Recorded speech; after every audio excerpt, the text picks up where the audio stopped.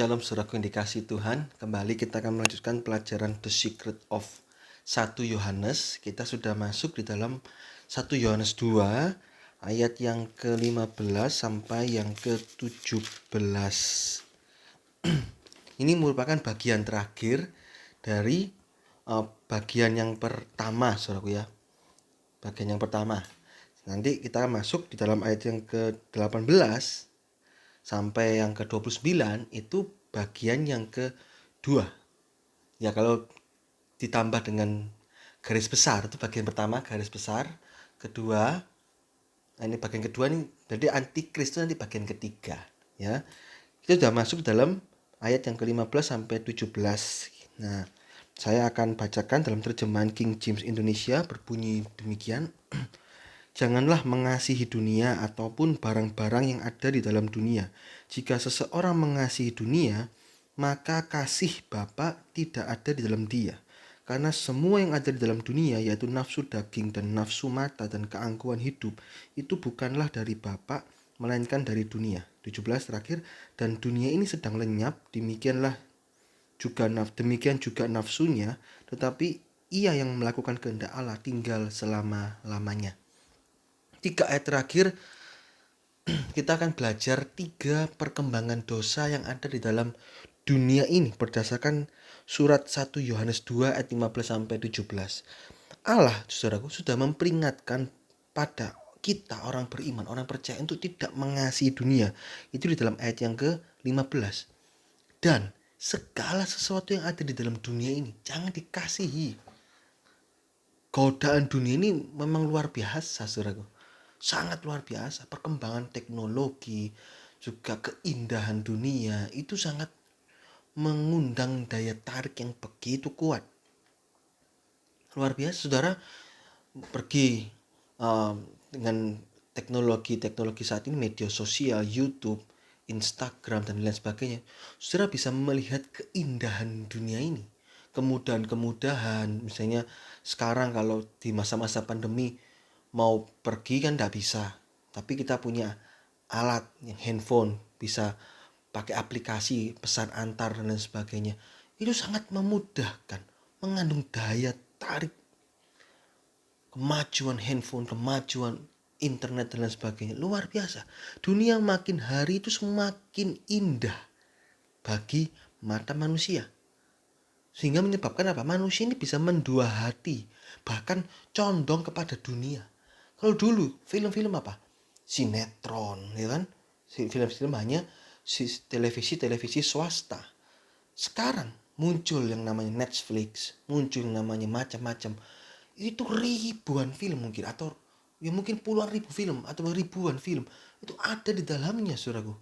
Dan saudara tinggal tonton itu dari terbit matahari sampai pada masuknya, bahkan sampai putar lagi, terus tidak akan berhenti. Itu sehingga membuat orang itu jadi mendua hati.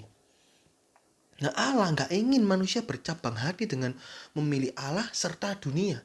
Iblis senang, iblis tidak apa-apa gitu loh. Tapi Tuhan tidak mau diduakan.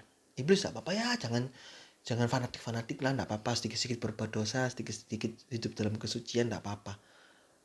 Tapi karena mendua hati itu akhirnya condongnya hilang. Orang yang ingin anggur lama, dia nggak akan mau anggur baru. Itu kata kitab Lukas. Jadi Allah kita ini Allah yang cemburuan. Nahum 1 ayat 2. Dia nggak mau diduakan. Jika orang beriman memilih dunia, memilih mengasihi dunia, maka kasih Allah Bapa akan terbuang dari dalam diri orang tersebut. Ini pola yang tidak bisa diubah atau dikompromikan, karena tidak seorang pun yang bisa mengabdi pada dua Tuhan. Matius 6:24. Menyembah Mamon atau menyembah Allah? Gak bisa. Menyembah Mamon dan Allah gak bisa. Harus salah satu dipilih. Dalam ayat ini, Allah bukan menarik kasihnya dalam diri manusia. Karena kasih Allah tetap ada walaupun manusia tidak setia. Berdasarkan 2 Timotius 2 ayat 13. Dan memang hatinya Allah ingin semua manusia bertobat. Yohanes 3 ayat yang ke-16. Jadi jelas ini bukan berarti Allah menarik kasih-Nya, bukan. Tetapi apa artinya ini? Godaan dunia ini akan membuat orang beriman memutuskan untuk membuang kasih Allah di dalam hidupnya. Oleh karena itu Allah memperingatkan untuk tidak mengasihi dunia agar kasih Allah Bapa tidak hilang. Saya ulangi lagi pembacaannya. Janganlah mengasihi dunia ataupun barang-barang yang ada di dalam dunia. Jika seseorang mengasihi dunia, maka kasih Bapa tidak ada di dalam dirinya. Tidak ada di sini jangan diartikan, oh kasih Allah ditarik sama Allah. Tidak. Tidak. Berdasarkan 2 Timotius 2:13 dan Yohanes 3:16, kasih Allah tetap ada. Tapi manusia sendiri yang memutuskan untuk membuang kasih Allah. Untuk membuang kasih Allah. Karena dualisme itu. Karena mendua hati. Itu saudaraku ya. Ini pengertiannya di situ. Dunia dan segala hal yang ada dalam dunia ini dipakai iblis untuk membentuk manusia-manusia yang seperti dirinya. Luar biasa loh. Karena manusia ini bahan mentah. Manusia jika menyerahkan dirinya kepada Tuhan, manusia tersebut akan jadi seperti Kristus. Matius 5:48. Hendaklah engkau sempurna seperti Bapamu sempurna. Efesus 4 ayat 13 dan 15.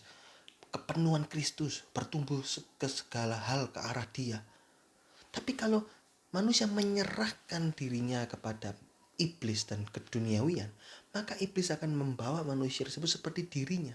Sehingga dalam Yesaya 66 ayat yang terakhir, ayat yang ke-24, seperti bangkai hidup di neraka. Nah ini seperti iblis. Jadi iblis tidak punya tubuh.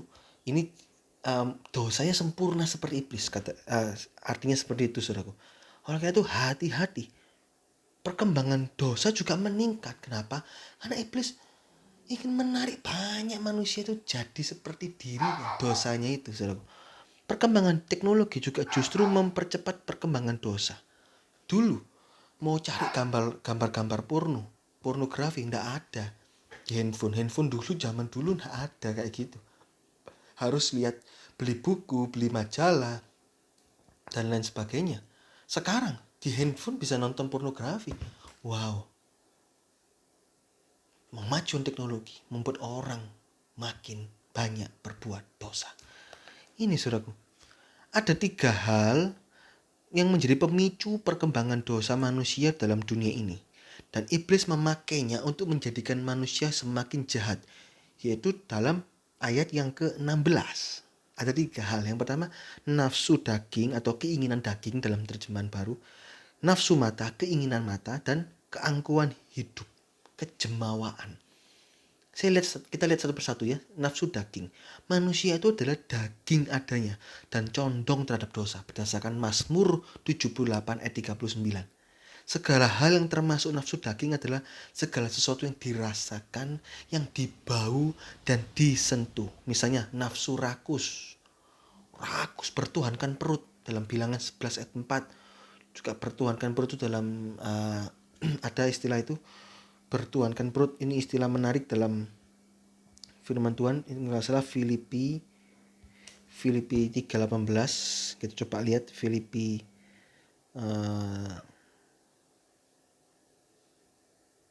Filipi 3:19. Filipi 3:19 dalam terjemahan lama. Filipi 3:19, dan kesudahan mereka itu menjadi kebinasaan dan mereka itu bertuhankan perut. Dalam terjemahan baru, Tuhan mereka ialah perut mereka. Apa artinya ini? Yang jadi Tuhan itu perutnya. Pokoknya bisa makan enak. Walaupun dengan korupsi, walaupun dengan apa, enggak apa-apa. Pokoknya bisa seneng. Bisa merasakan luar negeri, enggak apa-apa korupsi. Itu nafsu daging. Yang dibau. Enak, langsung comot aja. Enggak peduli itu berbuat dosa, enggak apa-apa. Itu nafsu daging. Nafsu rakus, nafsu zina, nafsu percabulan, perjinahan. Itu nafsu daging, saudaraku. Dan iblis menguatkan itu.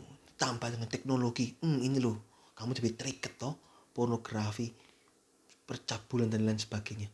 Hati-hati, saudaraku. Kedua, nafsu mata. Mata itu adalah pintu masuk dosa yang menguatkan nafsu daging. Segala hal yang dilihat dan dibayangkan dalam dunia ini berakibat dosa. Daud melihat dan membayangkan Batsheba sedang mandi, kan itu melihat terus dibayangkan, akhirnya jatuh dalam dosa. 2 Samuel 11 ayat 2. Simpson juga begitu melihat Delila jatuh dalam dosa, akhirnya kan Simpson dicungkil matanya. Aduh, itu tanpa anestesi, tanpa dibius, dimasukkan cungkil gitu aja. Tanpa ada obatnya, saudaraku. Cungkil itu infeksinya luar biasa itu. Gak tahu apakah panas dingin atau tidak itu. Tetanus dan sebagainya. Wow, mengerikan. Itu nafsu mata, karena keinginan mata, nuruti keinginan mata. Sudah punya istri, ingin istri ini, pengen punya perempuan lain, perempuan punya laki-laki lain. Terus ada tas baru beli, ada sepatu baru beli, padahal dompetnya sudah terbatas. Akhirnya ngutang sana, ngutang kartu kredit, gesek kiri, gesek kanan, tambal sulam seperti itu. Itu nafsu mata. Akhirnya menyebabkan manusia makin dalam berbuat dosa. Dan iblis menguatkan itu dengan kemewahan dunia ini. Lihat di Instagram, makanya Instagram hati-hati. Jangan kita pakai Instagram untuk apa? Untuk memamerkan sesuatu sehingga orang lain tuh kena jatuh di matanya. Loh, dia kerja apa ya? Kok rasanya santai-santai hidupnya, bisa keluar negeri kiri kanan gitu. Nyantai rasanya. Saya setengah mati puluhan tahun nggak bisa keluar negeri. Kepingin. Akhirnya aku tak nyolong aja, curi aja. Nah itu nafsu mata. Iblis menguatkan dengan kemajuan teknologi. Ketiga, keangkuhan hidup. Ini nafsunya iblis, yaitu kesombongan. Kedua nafsu di atas itu, nafsu daging, nafsu mata, itu adalah nafsu yang tidak bisa menyebabkan manusia berdosa sempurna. Sejauh mana sih nafsu mata ini, nafsu daging? Tak bisa. Tapi kalau ditambah keangkuhan hidup, ini jadi klop. Manusia bisa berdosa sempurna. Kenapa? Karena sombong itu dosanya iblis. Iblis jatuh dalam dosa karena apa? Dosa sombong. Dosanya jadi sempurna langsung. Jika kita sombong, maka lambat atau cepat itu akan dirasuk oleh iblis. Karena dosanya iblis. Dirasuk iblis sehingga percepatan dosa itu menjadi sangat cepat di dalam roh setan. Orang yang dirasuk setan itu bukan berarti orang tersebut jadi gila. Seperti orang gila di Gadara, tidak. Tapi orang dirasuk setan bisa seperti Yudas. Lihai, pintar. Saul. Karena dirasuk setan, dia bisa pintar. Mau manakan tombak, lihai, pintar. Daud disuruh nyanyi. Oke, pura-pura kan. Terus dilempar tombak. Tapi Daud, karena ada Tuhan menyertai, Daud bisa mengelak. Itu luar biasa loh, mujizat loh, nggak sembarangan tuh. Lemparan tombaknya orang terlatih loh Saul ini. Dan bukan jauh. Itu main musik ya pasti agak dekat. Lempar. Daud juga kan nggak sadar ada dilempar, tapi dia bisa mengelak. Ini saudaraku, karena dosa sombong ini itu membuat dosa dalam roh setan, dan percepatan dosa menguatkan nafsu daging, nafsu mata itu makin cepat bertumbuh. Hati-hati, jangan sampai kita dirasuk setan, saudaraku. Korah, Datan, Abiram mati karena keangkuhan hidup. Bilangan 16 ayat 3. Sombong dan keras hati itu juga tidak bisa dilepaskan. Karena sombong itu juga termasuk keras hati.